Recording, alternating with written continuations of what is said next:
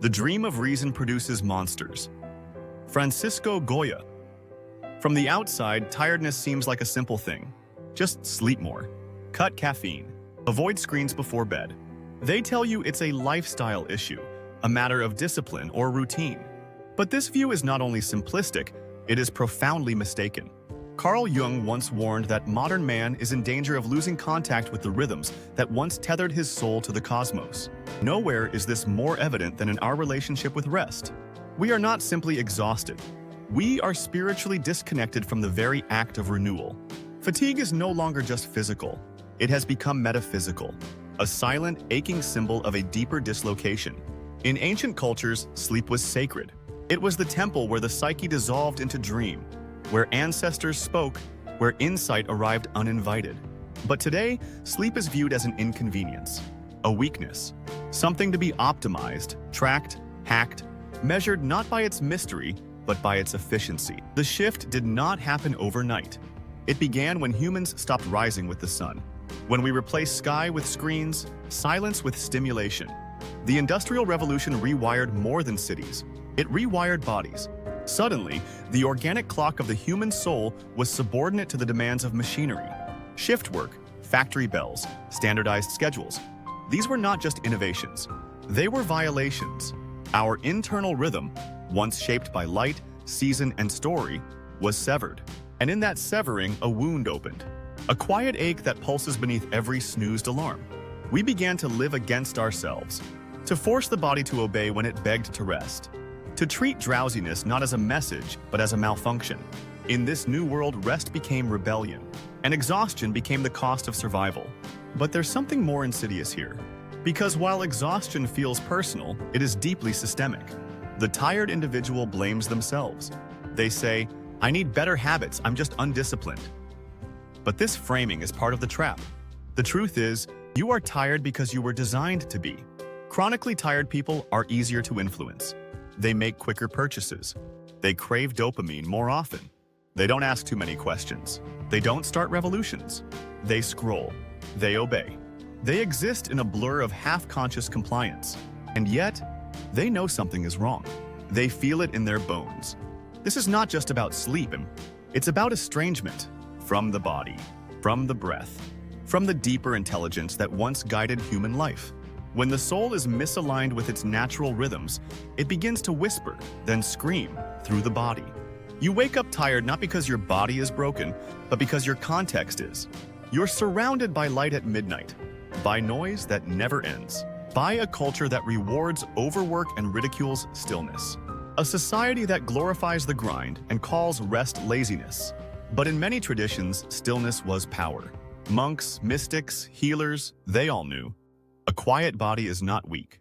It is listening. We've lost that listening. And the body now shouts through migraines, through burnout, through morning dread. We are no longer allowed to move slowly. Even children are rushed. Our days are dictated by clocks, not cycles. Our worth measured in output, not presence. But deep within, a question stirs.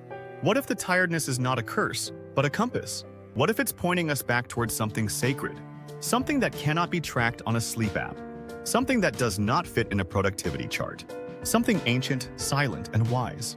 In myth, the hero often falls into a deep sleep before awakening to a new truth. It is the sleep of transformation, not escape, but descent. Perhaps this collective exhaustion is such a moment, a pause forced upon us by a psyche that refuses to be ignored. Because if the machine of modern life had its way, you would never stop. You would never dream. You would never question. But the body is older than the machine. And it remembers. It remembers what it was like to rest without guilt, to sleep when tired, to awaken with the sun, not a notification. The real fatigue is not just in the body, it's in the soul. A kind of homesickness for a rhythm we once lived by, a yearning for coherence, for meaning, for peace. Jung understood this. He knew that symptoms carry symbols, that behind every psychological disturbance is a deeper call, a message from the unconscious saying, return. Not to a past, but to a truth. To a way of being that honors the body as more than a tool. Because when the body is treated like a machine, it breaks. But when it is treated like a temple, it begins to heal. That healing does not come from supplements or hacks.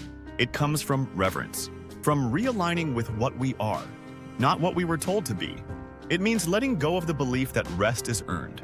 It means trusting slowness, silence, solitude.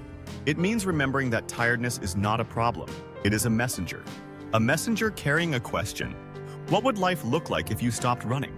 What might rise from the silence if you gave yourself permission to rest, not just at night, but in your soul? Healing begins not with action, but with surrender. The body, when listened to, knows the way. When rest is no longer feared, life becomes more than survival. It becomes sacred again. This is not a rejection of effort. It is a return to alignment. Because the deepest energy does not come from pushing, but from presence. And presence only lives where exhaustion ends. You were not born to be tired all the time. You were born to rise, to feel, to know. Let the tiredness guide you home, not to sleep, but to awakening. Object, you slept 8 hours last night. So why do you still feel like a zombie? You've been told it's caffeine, blue light, stress, too much screen time. But what if the real reason you feel exhausted isn't your fault? What if it's by design? This story begins during World War II. In the 1940s, military researchers made a disturbing discovery. Sleep wasn't just a biological need, it was a psychological vulnerability. Disrupt someone's sleep for a few days, and they become emotionally unstable, mentally foggy, easier to manipulate. Sleep deprivation became a quiet weapon, the kind used in interrogations, the kind that doesn't leave bruises. But it didn't stop there. After the war, the battlefield moved into your home.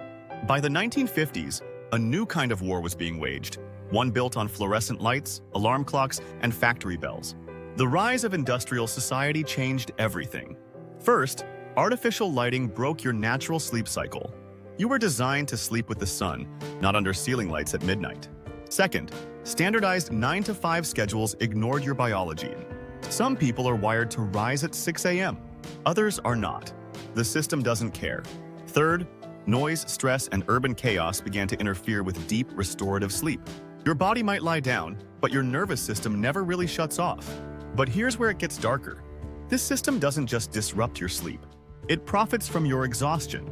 Look around. Caffeine is a trillion-dollar industry. Melatonin supplements, sleep trackers, blue light glasses, all solutions to a problem we engineered. Your fatigue is being monetized. Think about it. Tired people consume more.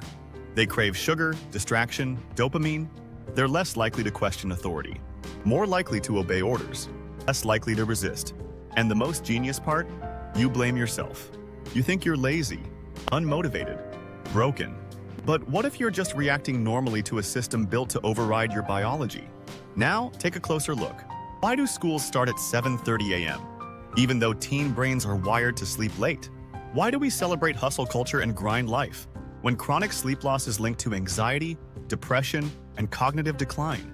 Why do algorithms serve you stimulating content at 2 a.m., then shame you for staying up? Because tired people don't rebel. They comply. And yet, you were never meant to live this way. Your body has its own rhythm. It knows when to rest, when to wake, when to dream. The system never trusted you to listen to it. So it built a rhythm for you and called it normal. The result? Millions of people who wake up tired, work while tired, parent while tired, die tired. But here's the twist. Exhaustion isn't just physical. It's cultural. It's psychological. And in many ways, it's political. Because a fully rested mind? That's dangerous. A rested mind sees clearly. It questions everything. It creates. It resists. So the next time you wake up tired, don't just ask what you did wrong last night. Ask what they've been doing to you for decades. The system wants you tired. Stay awake.